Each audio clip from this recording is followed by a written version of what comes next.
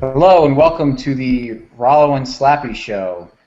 Today is episode 5 and the date is September 19th, 2016. And I am Rollo McFloogle, and with me is Slappy Jones too, and we are of McFloogle.com. And Slappy, do you want to start us off with today's episode topic? Yeah, sure, Rollo. Thank you.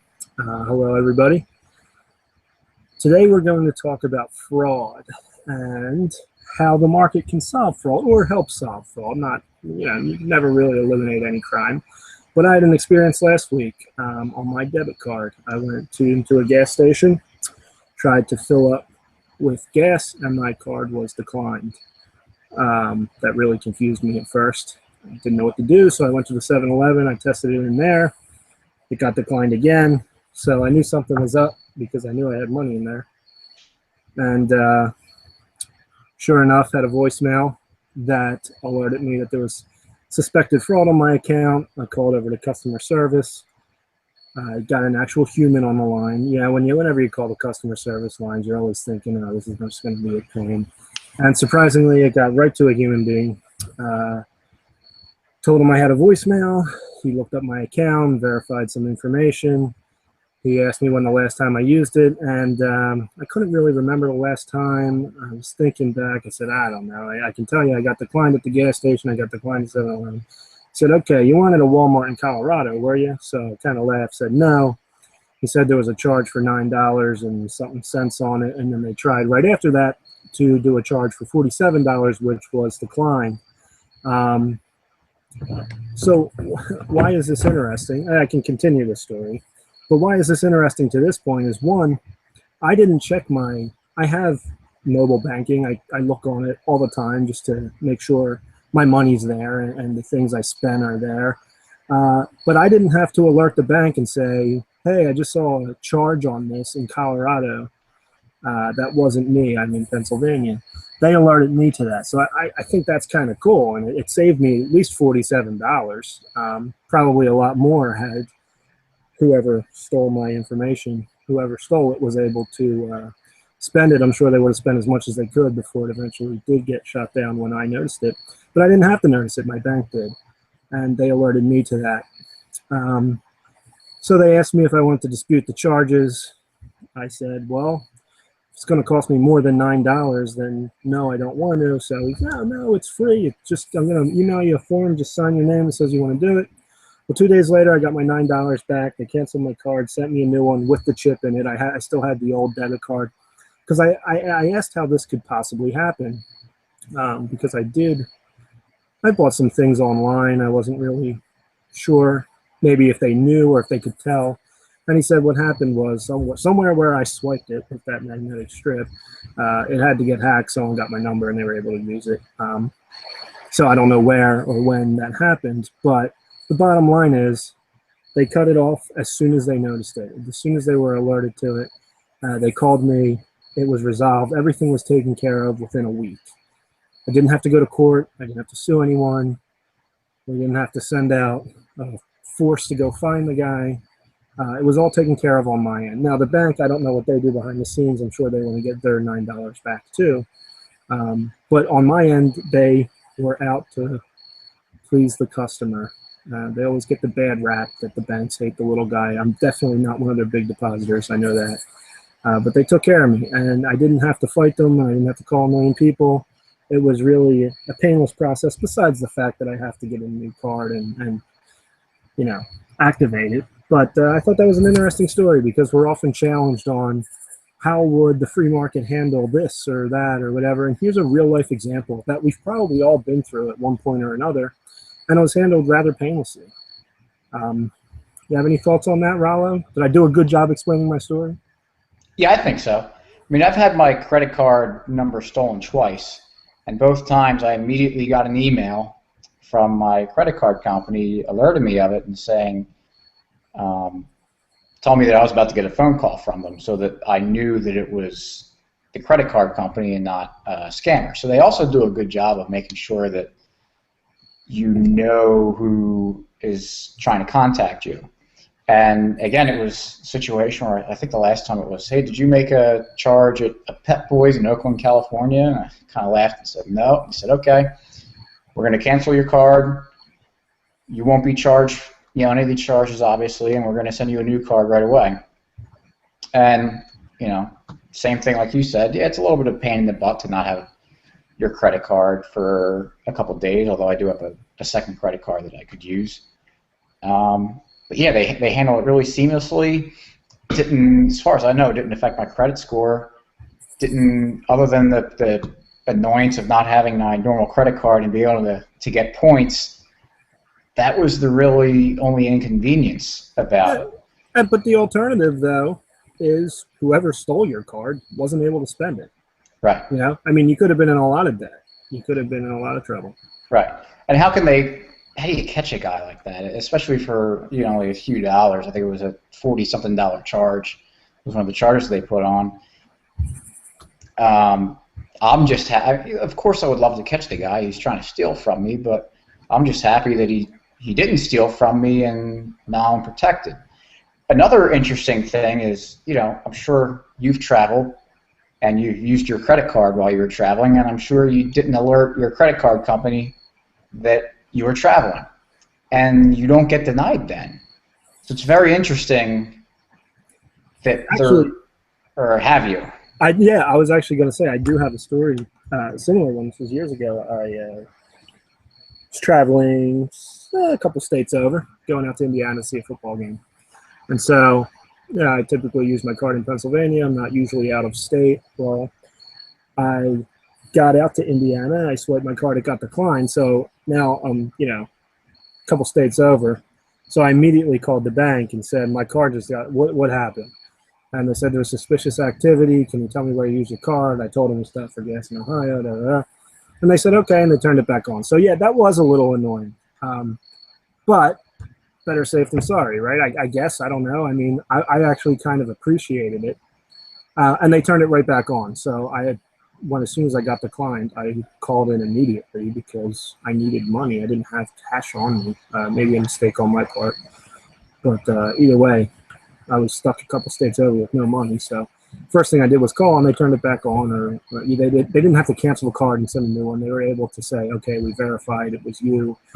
These were your charges. Go ahead and use it. So that was rather painless as well, although it was frightening at the time. That was the first time my card had ever been declined. So that reminds me, I do have a story where my card got declined, and it shouldn't have been. It was not long after I bought my house, and so I was filling my house with stuff, and I went to a Home Goods for the first time in my life, and I'm spending about $500 there, which is not what my typical credit card spending history looks like. And so I'm at the checking out and trying to swipe it and getting declined, and I don't know what's going on. And so I used another credit card, and when I got home, I looked at my email, and the credit card company was asking, sent me something like, is this you? It's a suspicious charge, not something you normally do. Click here to verify it's you, and we'll go through. Now, if I had checked my email, right away, because my credit card shouldn't be getting declined. I knew I was well below my credit limit and everything. I should have, looked at that like you did in your situation. But yeah, they were conservative, and yeah, it was a little bit annoying, just in the sense that I had to pull out another credit card, and it's a little bit embarrassing to have a card declined in front of people. But I'd much rather have that than them be looser with it. And I'm okay with them making mistakes when it's me making the charge every once in a while.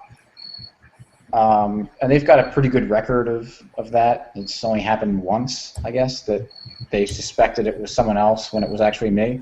But every time that it has not been me and someone makes a charge, they've gotten them. So yeah, and how many times, how, besides the inconvenience of losing your card, you didn't have to show up in court, you didn't have to take time off of work, you didn't have to go testify your story, or maybe you did. I know I did not. It was very painless and seamless. Right. So I have a question for you. You talked a little earlier about how people criticize libertarianism and say, well, how can the market solve this problem and everything? So one of the questions we're likely to get is, well, how do you prevent fraud from happening in the market? You're asking me? How do you prevent fraud from happening in the market? Well, how can we prevent some people from stealing your credit card information and trying to use it?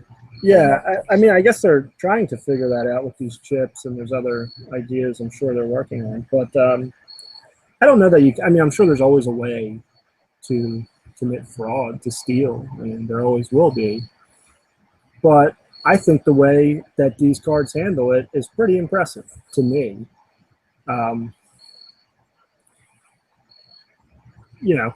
I don't know what more you're looking for on there.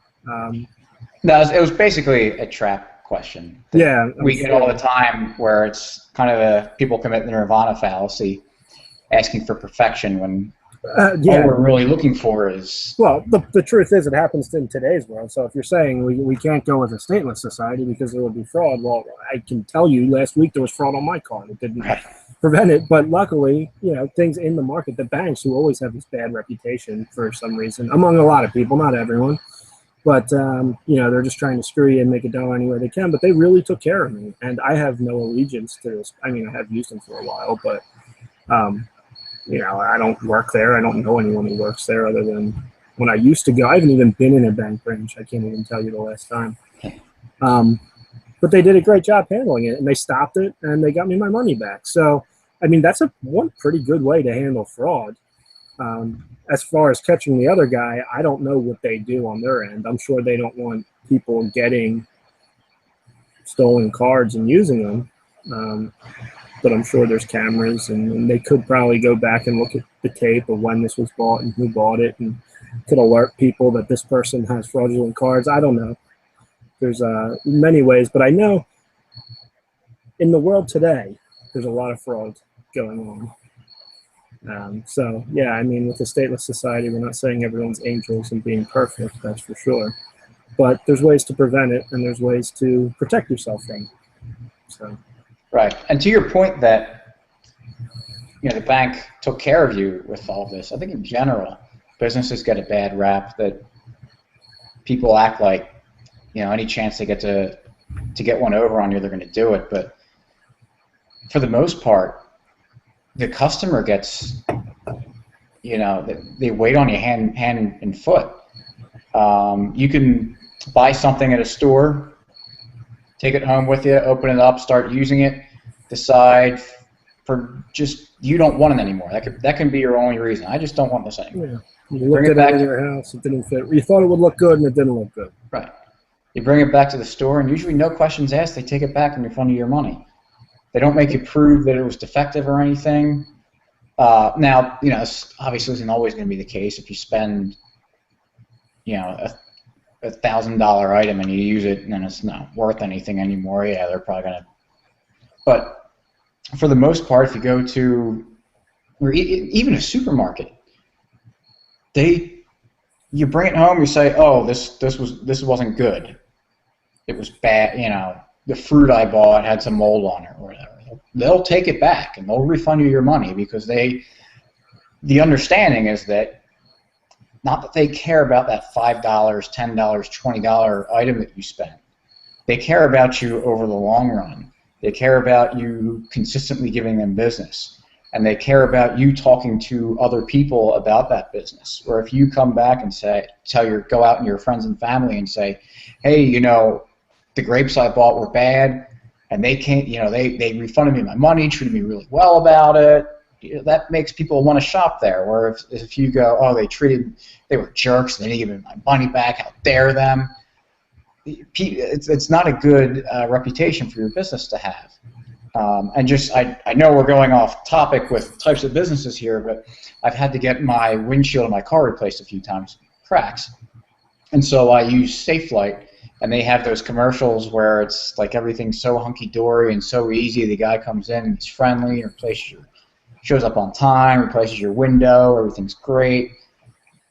and you think, oh, it's just what the commercials telling me. It's like, in my experience, and I've had 2 experiences with it, but that is exactly how it works. Oh, on one of their, just a question for you, since you've used it.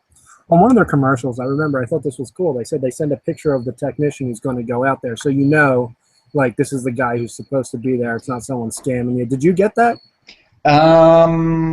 No, it's been a few years though. It's been like 4 years since the last time I had to do it. I think 3 or 4 years. So I don't know if that option was there yet. But I've used them both where at the parking lot where I work and also at home.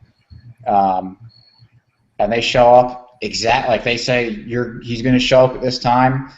Boom, right on the money. It's not like an hour window. He's going to show up at 8:30 in the morning. 8:30 comes, I have a phone call. Hey, I'm out here in the parking lot. Come and meet me. It tells me how long it's going to take. When that time comes, gives me another phone call. Hey, you want to come out here, look at it? I'm done. And the one guy told me afterwards, he gave me a little piece of paper with a link to direct me online to feedback. And he says, hey, I would appreciate it if you send this feedback. This is how they determine how much they pay. I forget how he phrased it, but he said, this is how they determine how much we get paid. Yeah, he probably gets bonuses based on his customer service, yeah. Right. So it's really, and it shows the incentive for the businesses to take care of the customer well, because it helps their business. If it didn't help their business, then they wouldn't be paying people more who satisfy the customer so much. So, and it's the same thing with all businesses and banks and everything. Yeah, one more quick story. This is, I guess 2 weeks ago, my refrigerator broke. It was on a Friday, worst time, because the weekend's coming. So I asked my sister-in-law who lives in the neighborhood, an appliance guy. She gave me a number. I called him. Of course, I left a voicemail. It was a Friday evening. He called me back Saturday morning when he doesn't have office hours on Saturday morning. He told me he doesn't do refrigerators, but he referred me to 4 people he knows and trusts who do, and they were able to come out and they fixed the refrigerator. It was pretty cheap, actually, and everything works great now. But just another, that guy called me on a weekend when he couldn't take my business. So what does that do for him? If my dryer ever breaks, I'm going to give him a call because he really treated me well. And of course, I told my sister-in-law he was great. He helped me out, and so that's just kind of the built-in incentives in the market that aren't there for government entities, because you have no other choice. You have to use them, so they don't have that incentive to win your business. Exactly.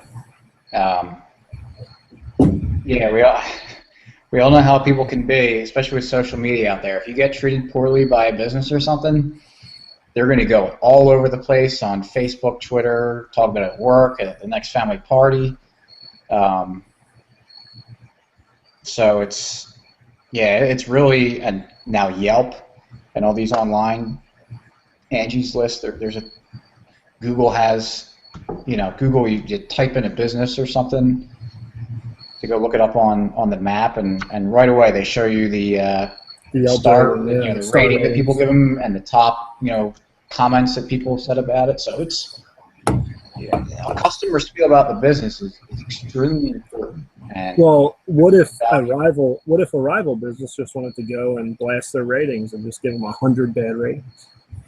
Right. So a company like Yelp, if you did it there, they that's their business is verifiable and honest, true ratings. So if they're sensing or detecting or being told that these aren't true comments and feedback, then it's their incentive to go look into it. And there's actually, I hear on the radio a lot, when I used to listen to terrestrial radio more, that there are businesses out there that go out and detect fraudulent feedback for websites, on like feedback websites and everything. Mm-hmm. Because that they say right in the commercial, and I know it's a commercial, so they're gonna feed you. It's like this is your lifeline, your online reputation. For a lot of businesses, that is what makes or breaks you. So it is extremely important, and it's also extremely important for people using a website like Yelp to know that they're getting true feedback on these businesses, because if you show up to if a restaurant has 5 stars and everyone's saying, oh, it was the best meal I had, and you show up and it's terrible, well, not only are you not going to go to that restaurant again, but you're not going to use Yelp anymore. Right. So it's that's what makes the market so interesting, is that throughout a lot of these situations, there's multiple people that have incentives to act a certain way, which is usually the correct moral, or whatever you want to call it, way. So it's not. So, yeah. So anyway, I think we've taken enough of your time. Yes. But I think we provided some good examples, even if they're anecdotal. You can probably relate to a lot of them. Right. On how the market works and how we think it's superior. And I think my experience has been that. I know Rollo's has, and I'm sure yours has too, if you give it some thought. But anyway, thanks for joining. Thanks for listening. Catch us next week. And as always, you can find us at McFloogle.com. Yes. Subscribe on Stitcher and iTunes. Links are below, and also follow us on Facebook and follow us on Twitter as well. So have a good evening, everyone, and we'll be back next week.